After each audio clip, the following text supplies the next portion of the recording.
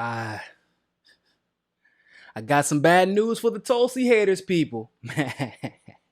Yeah. Let's talk about it.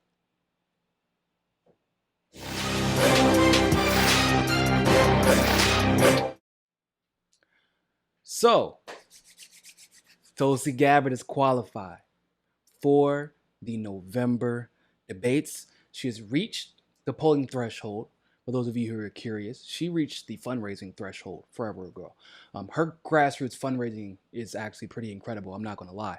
But the worry had always been, of course, whether or not they would release enough polls so that Tulsi's growing popularity would be reflected. And surprisingly enough, they did. Like I said, I laughed because I remember when Tulsi actually came out and said, you know what? Damn this. I'm not even worried about the polls. I'm just going to campaign in the early primary states, and we're going to listen to and talk to the voters, and that's going to be where I focus my energy. And they're like, no, bring it back. We're just playing. You can debate. You know why? And this is just obviously speculative. Because you have to understand that she has to focus on the debates, and she will, because that's what she's going to do. It's still helpful for her for fundraising. She can't concentrate and spend time in early primary states as much as she wants to. And if you think that one day or two to 3 days, can we include traveling, studying, et cetera, if you think that's not a big deal, then you are sadly mistaken. One day in an early primary state right now, talking to the right person, getting or not getting the right endorsement, it's a big deal. So it's strategic for them to include Tulsi on stage. And let's be honest, she brings the ratings. She brings the money in. And I told you all in the last time she made the debate that when they had her on, the ratings were higher than when they did not. The debate that she wasn't a part of had the lowest ratings, and I don't believe that is a coincidence. I don't think that any of you do either, which is why they keep bringing her back on, even if they're going to bring her on to smear her. So, I have to. I'm a man of my word, right? And I said, if Tulsi makes this debate, we might have to send Hillary Clinton a letter. Okay, we might have to send her a thank you letter. So I got to get her address. Some people send it to me on Twitter. I got to get her address, and I got to send her a thank you letter because, well, it seems to me, it's remarkable, really. The more Hillary Clinton dislikes you, the more popular you are. I mean, let's take, for instance, Bernie Sanders. Clearly, Hillary and her cronies had a serious personal issue with Bernie, and that seemed to actually make everybody more popular. Him, not only Bernie, but everybody connected to Bernie more popular, right? To the point where he almost snagged the nomination even after all the rigging against him. Now, the person at the time, the only person that she hated more than Bernie was Donald Trump. And we saw how that turned out. The person she hated more than Bernie is now the president of the United States of America. Yeah. Oh, but it gets better because it seems like her and all her friends actually now hate Tulsi just as much, if not more, than Donald Trump.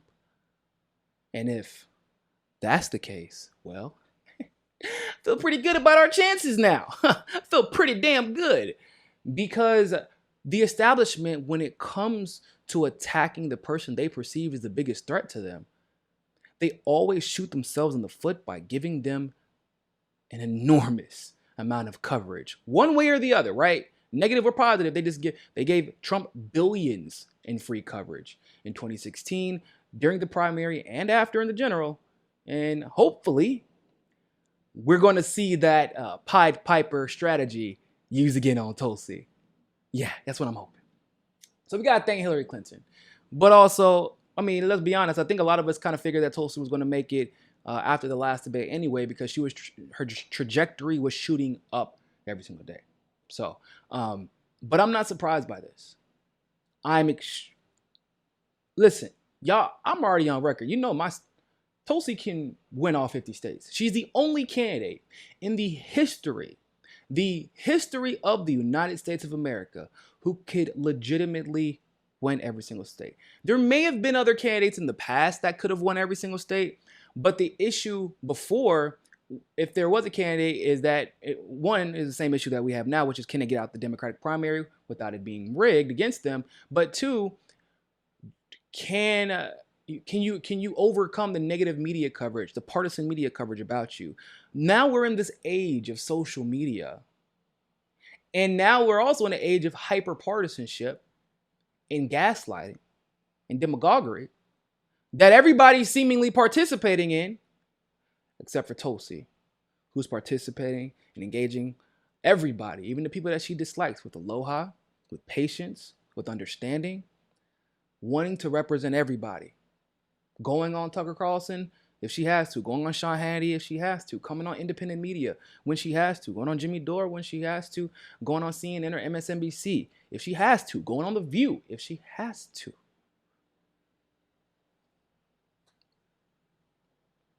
That's what you're supposed to do when you're campaigning to win an election, not just campaigning to beat Donald Trump.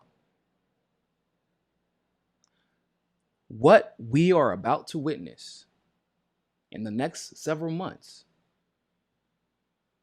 is proof of this enlightenment that we are seeing happen. We see this, we just left an era of a very dogmatic era. We just left that era. And now I feel like we're in this era of enlightenment. And we are about to, and I believe that Tulsi might be the face of this, to be real with you.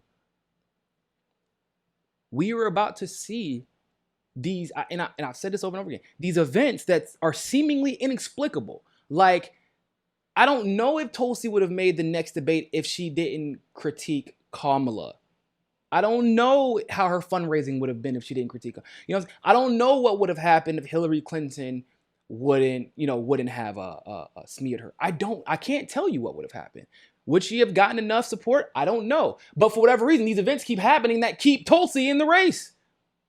In addition to her campaigning, because what she does, she puts her message out, she campaigns on that message. Her message is strong, but of course there is smears and there is radio silence in regards to what her actual policy is. So what happens is she gets smeared, she gets attacked, and it finally makes people look up who she actually is and what she actually stands for in her history, and all of a sudden people are like, well, should I like her? She gets the donation, she gets the fundraising, she gets the polling, and then she's back in the debates. There's only so many times that can happen without a massive uptick for her as far as her odds for winning this election. When you combine that with the fact that, once again, multiple early primary states, specifically New Hampshire and South Carolina, are both open primaries. New Hampshire, 41% of the voters in 2016 were independent. 72% of the total votes in 2016 went to Bernie Sanders in New Hampshire. So that lets you know not only are the votes independent, but they will absolutely determine the outcome of this election. And there is nobody more appealing to the independent community, both on the left and the right, than Tulsi Gabbard. So don't be appreciative. We need to be appreciative that we were able to put Tulsi in a position for her to have her message heard again for the entire world to see.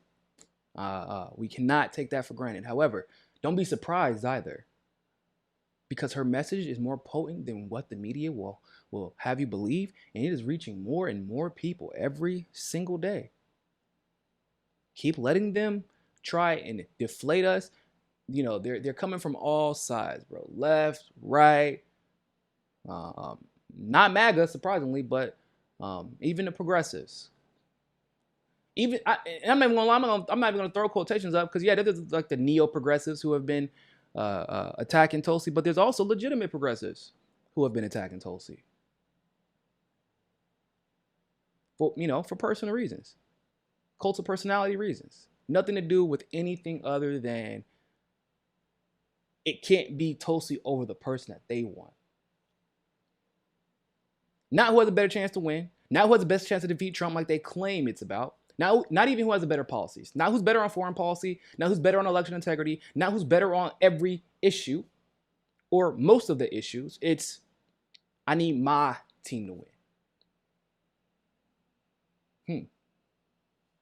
So let's see what happens, people. See what happens. I'm telling you, it's looking good. It's looking good for Team Tulsa. We still got room on the caboose. You want to jump on? You want to jump on? We can take you. We got a little bit more room. Come on. Let's go ahead and hop on the bandwagon now before it gets too full.